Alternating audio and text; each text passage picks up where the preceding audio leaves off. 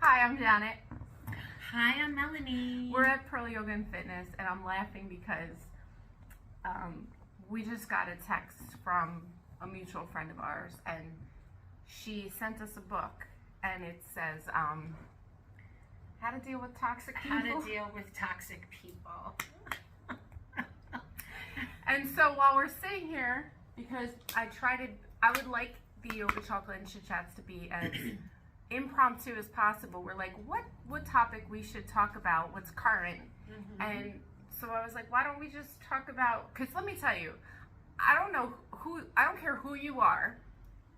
If you're alive and you've been alive for at least 2 decades, then when you hear a book and the title, How to Deal with Toxic People, you're like, oh, this is interesting. Or you say to yourself, wow, I needed that like 5 years ago.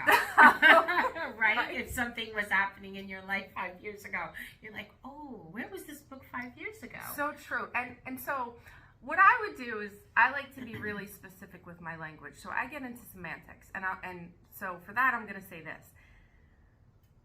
I think that there are toxic people, and then there is a normal spectrum of, let's call it toxicity, within everyone, right? So I think that everyone has traits or behaviors or habits that could be toxic to themselves, to other people, to the environment.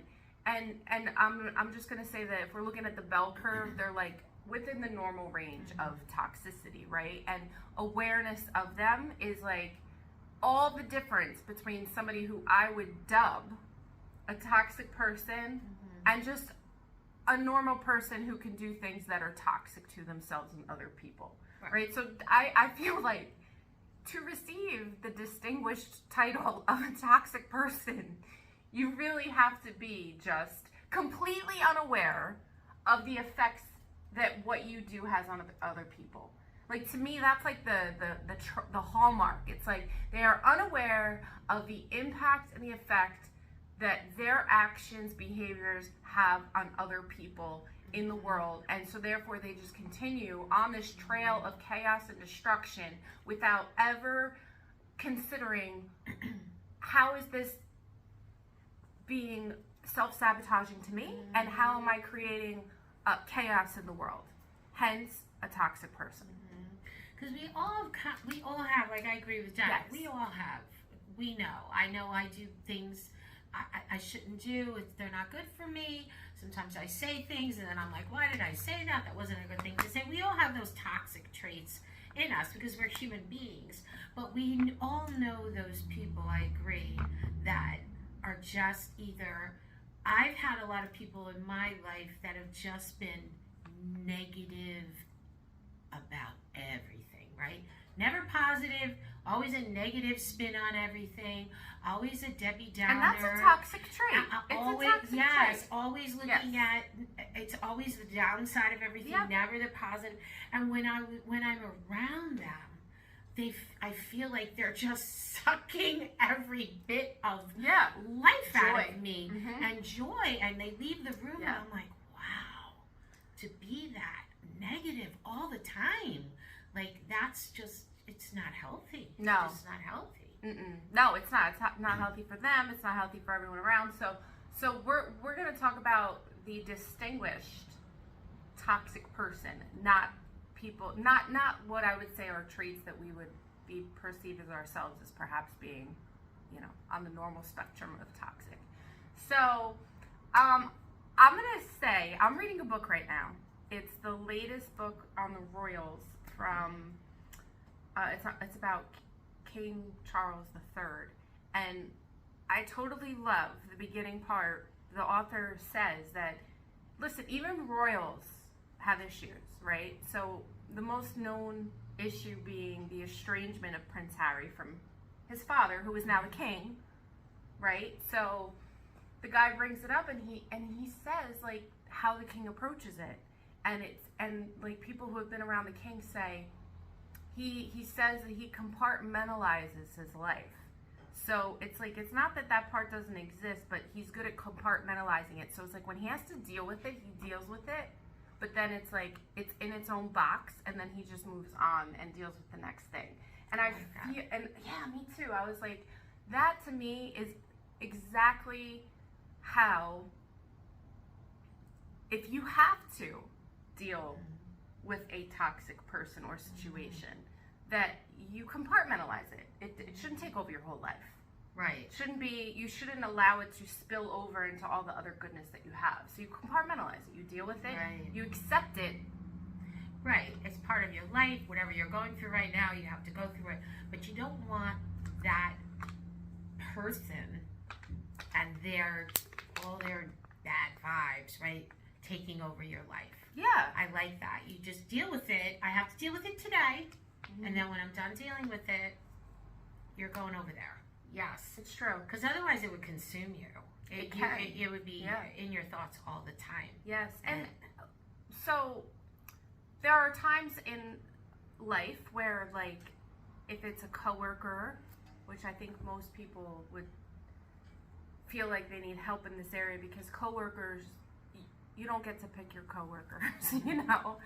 So I could see that if you're in a situation where you have a coworker or a member of whatever community that you're in that you love, then it's like you kind of sort of have to deal with it. My dad taught me something about that. It was a while ago. It's probably like 10, 15 years ago. And there was a situation where I had a small community, an organized nonprofit, and you know, I would say, like, how do I, you know, neutralize, you know, because one person could bring down the group, so you don't want that. So like, how do you? And you know what he said? He said you have to increase the group, make it bigger, and make it bigger with positive people. Oh. And I was like, oh my God, that's such a genius idea. Outnumbering the number of positivity versus the small amount of negativity. Right. Make the circle bigger. Make the circle bigger. So that's why we love your dad. I know. He has all that knowledge. Yeah, and it was true. I was like, that's so true. Like, this is a situation where I could recruit people that I know and that bring, like, fun into situations. So that's another way to do it, is to make the group bigger. But, like, I feel like this is going to be, some of my family and some of your family might be listening, but I'm going to say this anyway. I feel like a lot of people feel this way with family, because family, you feel like, is forever. So if there is someone who's dubbed toxic, like, that's the toxic person. Right. Not like, oh, every once in a while we all have bad moments, but that this person is just bringing chaos and brings chaos. I think it's a little tricky with family. Yeah, I do too. It's a fine line. It's a like a treading very, very. You probably give them a lot more grace than they deserve. Yeah. Because you can't get rid of them, right? I mean, they're part of your family. So you kind of have to, you know, accept them. But again, you can go to a family function and be around. It's a small window of time. And then when you're done, you've moved away from that person. And, you know, as we always do, we sage ourselves. We breathe. Sage is big deal. We go for a walk. We go to yoga. Go like into your clear spaces. Yes, do something you. So I find for myself, if I'm around someone that's like just seems to just be sucking the life out of me for a few hours, I feel like I need to do all of those things that bring me joy. So I need to go for a walk. I need to do a little yoga. I need to sit with my journal. I need to go sit outside and just look at the beautiful nature. I just need to, like, get that out of my space. Get that, move that negativity. I think that's a good point too. Yeah. When if you're with somebody that you have to deal with, that you, for whatever reason, they're family, so they're invited to the table at Thanksgiving or whatever, the several times a year that you're gonna have to see them, or you're at work every day, that when you're not there, you really don't want to spend the time that you're not with them reliving all of the, like, maybe give yourself, I think I did have this. Okay. I want to say that, like, because I too have been consumed before. And I think what I did is, like, when I realized that I was being consumed and it wasn't making me feel better, that it's like giving myself a certain amount of time to talk about it, right? With a trusted friend, a safe space. Right. Like, give yourself a designated period of time, because you're not a robot. You're not just, but like, give yourself a certain amount of time that you're going to give yourself to dwell, to process it. Like you said, journal, talk, get it out. Hit Petty University with somebody that you and then you have to say, and then okay, it's consumed enough of my thoughts. I need to move along. And then sometimes it sounds very easy. Sometimes it's not. It'll an take easy practice. Thing to do. It does takes take a lot of practice. It's taken me a lot of years to set boundaries with people, and it's also taken me a lot of years. Listen, I'm not young, so it's taken me a lot of years to realize that I don't have to keep it in my brain anymore. It's okay to not think about that person.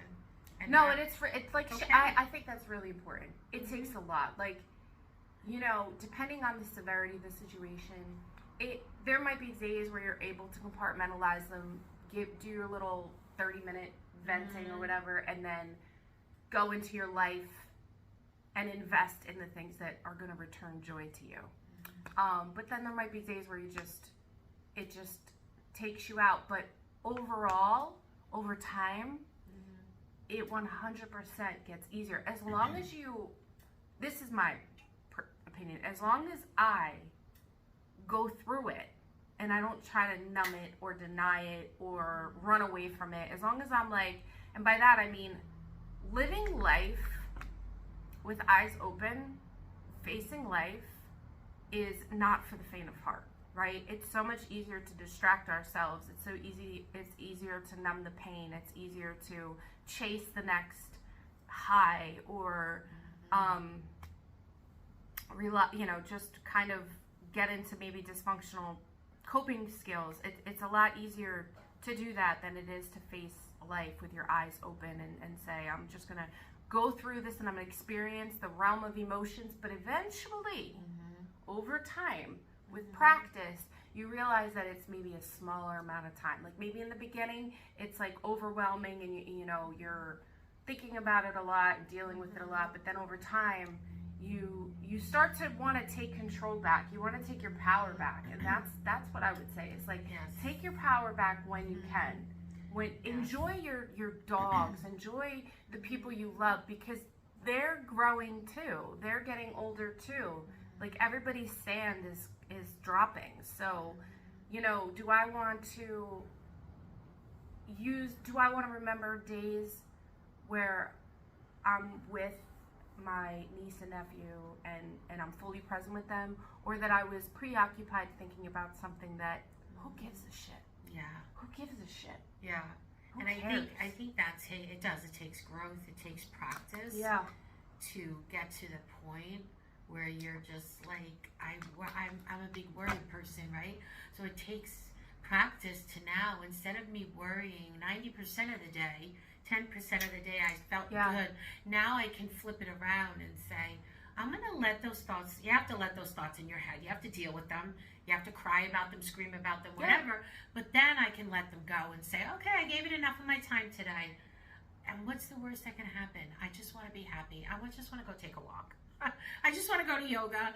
I just want to go out and do something fun, right? Yeah. Being present, doing things that you enjoy, putting the phone away and just letting time lapse, where you're like, oh my God, I can't believe it's been an hour that I've been doing whatever. Yeah. It's like trying to find as many of those moments as possible to, but yeah, I mean, it's definitely a thing for sure. I think it's hysterical that was funny. Our friends sent that book. Yes. Definitely. We all know, and I'm sure we can all say at some points in our lives we were probably a little toxic too sometimes. I am 100% certain that in my life, I'm sure, at least my mom thought for a period of time I was toxic. I was toxic to my mother. I'm probably sure that my mom would say that there were certain times in my life that I was toxic to her. defiant Yeah. and toxic Mhm. and smart assy and all those things too, right? Yeah, totally. So, Yep. right. Yes. Yes. So, sound off. Tell us if you're currently dealing with a toxic person, or if what you've done, what's worked for you. Mm-hmm. Yeah. I'd love to know what worked for you. We What would. it's laughing about it is a big thing. Laughing about it is a Think big of- thing. I think making jokes and laughing Yes. is a very healthy way Yes, to. and talking everything over with a safe space, safe friend, space. always getting it off your chest. We always say we're hitting petty university. We do. We talk about things for 5-10 minutes, and then it's done. Then Then it's we over. go, okay, we're done. Yep. Right? Get it On out to of our other thoughts. things. Yes, Yeah. yes. No, because life is too short to be. Yes, yes. You got to get it out, and then you just move along. Mhm. So, all right, sound off. Let us know, and we'll bring you another episode in a couple weeks. All right.